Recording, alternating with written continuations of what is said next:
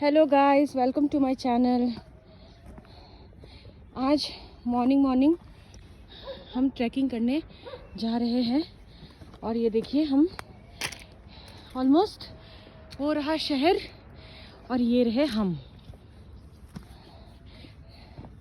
सांस फूल गई है।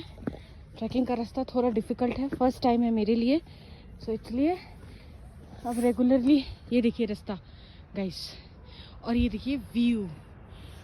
थोड़ा मेहनत, उसके बाद ऐसा नज़ारा सुबह के 7 बजे जब पूरा शहर यहाँ जग जाते हैं। और अभी हमें जाना है इस टॉप पे, देखते हैं कितना हो पाएगा,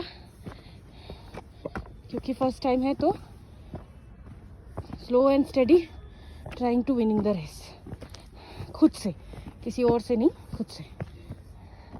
होपफुली एक दिन बैक टू बैक आते आते हम एक गो में कर लें। Okay guys, stay tuned.